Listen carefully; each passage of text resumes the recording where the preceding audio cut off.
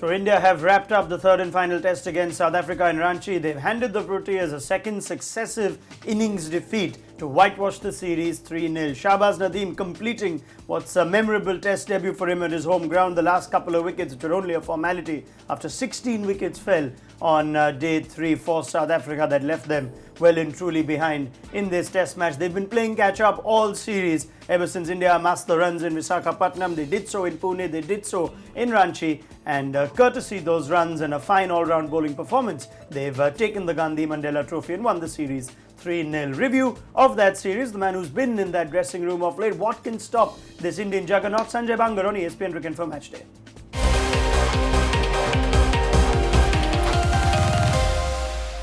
Right, so Sanjay is here. Let's look back at this series, and it's just filled with positives for India. I'm sure Sanjay will enjoy going through each of them one by one. We'll first just have a look at the World Test Championship points table. This was not a dead rubber, as usually is the case when his team has won 2 of the first 3 Test series, Sanjay. And 240 points for India in this championship, which is more than all the other teams' points put together. It's early days in the championship, but it's a sign for all the other teams that this is perhaps the team to beat. Underlines the fact that we've been number 1 for 3 years in a row, and the kind of cricket that the team is playing at the moment. I mean, in all 3 departments of the game, whether it be batting, bowling, fielding, all their batsmen, all the players, whatever roles that are given to them, they are excelling in that role, and this is definitely going to be a team to beat because India at home with 11 successive series win, I mean that'll take some beating because no other Indian captain or no other Indian team has been able to do that. So the kind of achievements that this team is able to stack up, yes, it only clearly undermines the mindset and the hunger that there is within the team. I mean, we're going to talk about the positives that India can take from this series, of which there are plenty. You look at the leading run scorers in this series, and they'd be very thrilled that Rohit Sharma is atop that list. 529 runs in just 4 innings. Remember, there were 2 innings defeats in this series now. Average of 132, 300s, a memorable maiden test double ton, twin hundreds in his first innings in Test cricket as opener, which set a record in itself. The most sixes, couldn't have asked for more for Rohit Sharma, and the fact that 4 of those top 5 are India's batsmen and were among the runs. But the biggest plus has to be this gamble, if we can still call it that, of Rohit Sharma being sent up to open the innings, having paid off so handsomely. It has paid off handsomely, and the talk has been going on for a long period of time whether he'll be able to do that and whether he'll be able to be given the number of opportunities that are required for any player to excel in a particular situation wherein he has not been used to that sort of a role. So knowing that after getting that assurance and with the sword not hanging on the neck, I think he was very assured and he made full use of it. As he himself said that gradually the template that he follows in one-day cricket is also understanding how he can pace the innings in Test cricket, wherein he'll have to play in a particular fashion when at the start of the innings, and if he gets past the first session, then he can really get after the spinners, and that's what he did. 19 sixes, and he never allowed the spinners to come into the game. He never allowed South African spinners to come into the game. You know, if we compare the top 5 batting performances, we look at this series review more exhaustively, and India's batsmen have completely outclassed South Africa's. Now, there might be the one rider that Kohli won all the 3 tosses. India were batting first. They did have the best of the batting conditions in some way. But as we look at an average of nearly 87 for India's top 5, Sanjay, versus an average of under 18 for South Africa's top 5, even the hundreds, they started so positively in Visakhapatnam in response to India's big score, but just tapered away. India did have to face out a few tricky periods, even though they were batting first. This last test, when they did have a couple of wickets fall in the first session, Pune too, they did have the ball doing it right. So credit to India's batsmen that they actually earned a situation where they managed to amass the runs, or do we always have to look at these runs with the lens that yes, they did have the better of the batting conditions? I wouldn't say so because first session in any test match is tricky because the wicket's fresh, there's always some moisture on the track, and if at all a team can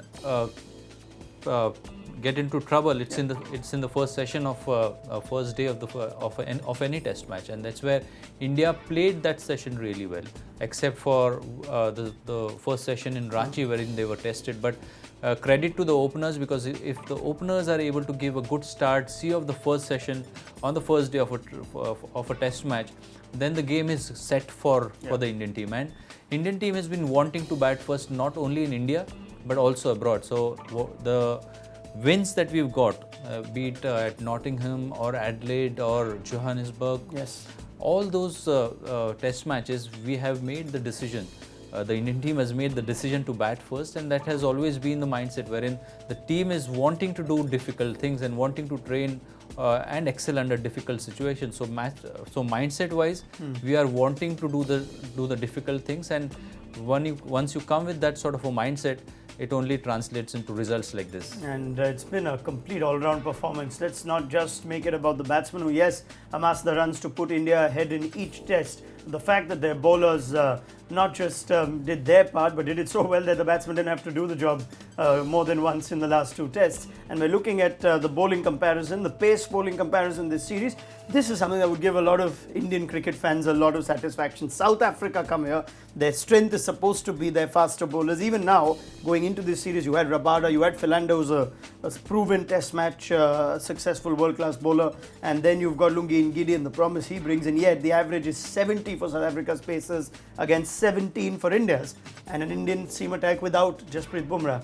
Just about everyone who gets a gig in this Indian team just puts their hand up.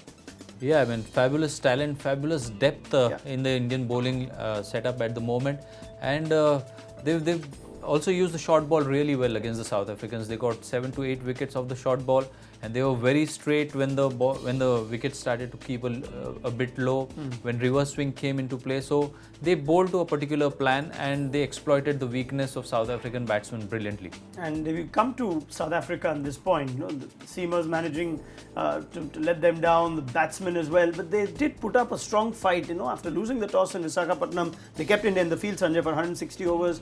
What happened after that? Was it just, did it take everything out of them in that first test? Why did we see South Africa just go from bad to worse? Let's start with the bat this series. I feel runs at the top of the order are required, and that is where you would miss an Amla or a AB de Villiers, wherein they were making sure that they put the team into strong positions most of the time. But here, when you see, you didn't really have too many runs from the top order, except for Dean Elgar in the first test match. And apart from that, both the experienced players, De Kock and du Plessis, they were sort of batting at 4 and 5. So I feel that, you know, runs at the top of the order to negate the new ball, because if you are exposing your middle and lower order to spin too early in the innings, I think Indian spinners are going to, you know, just eat them for fun. And did you sense by any stretch there was a lack of either planning in terms of the bowling as well? They let go the advantage at times where conditions were good for bowling too, whether we look at Pune or even in the first test. Just thoughts on whether South Africa just lacked in preparation or planning, or was it just about being outclassed in skill? I think it's a combination of both, outclassed in skill for sure, because tremendous application from the Indian batsman. But also, I mean, at times you would wonder whether playing an Ngidi early on or playing with proper 3 pacers attack, which has been their strength, or some bowlers who have been quick through the air, and they probably played Philander way too early. Maybe I think in place of Philander, had they played a quicker bowler, that would have caused more problems to the Indian top order. Right, well, as it turns out, it's a big conversation that needs to be had for South African cricket, the fact that they've lost as poorly as they have in this series. And there are plenty of stats that South Africa wouldn't want to keep on their record as a result of how this series has gone. What it does do is it keeps our cricket intellect enhanced, and as some of you who like your trivia and cricket would know, Amazon Echo and ESPNcricinfo did partner during the 2019 Cricket World Cup to create a unique platform, that's cricktrivia.in, that gave cricket fans an immersive first-hand experience of the Amazon Echo devices, wherein users would quiz the AI around cricket and the answers would be received in Alexa's voice. So let's check out cricktrivia.in and see what new trivia Amazon Echo has to offer on the Amazon Echo Experience Center. I'm just going to type cricktrivia.in, Sanjay, and let's see how the Amazon Echo AI enlightens us. Welcome to Amazon Echo Experience Center. Please read one of the texts from below. Alexa, give me a cricket trivia. Welcome to Cricket Trivia. Here you go. Martin Guptill lost 3 toes as a 14-year-old when a forklift truck drove over his foot. Kiwi legend Stephen Fleming visited him in the hospital, and this only added to his steely resolve to play for the New Zealand cricket team. Do you want to know more about Amazon Echo? Yes. Redirecting you to amazon.in for more details. Alright, and to know more about the latest facts on cricket, do visit the Amazon Echo Experience Centre at cricktrivia.in. It's been an absolute schooling for South Africa. Sanjay Bangar, you must be very pleased for the Indian team, and it doesn't look like any team at the moment would have the answers necessarily when they come to India, because they have to literally tick every box and make sure they win the tosses perhaps. And not only in India but also abroad. I think we've been competing really well. I mean, this Indian team has come close to creating something very special, and if they're able to get everything right, get the combinations right, and keep the same form intact, I foresee that this team will be hard to beat in overseas conditions as well. It's a good time. It's a good prediction from the former India batting coach and the former India opener Sanjay Bangar. Thank you very much for joining us, Sanjay. And it's been a fun series to watch from an Indian standpoint, not so much from a South African one. But again, it does throw the gauntlet down as to who the team is to beat in the early parts of this World Test Championship.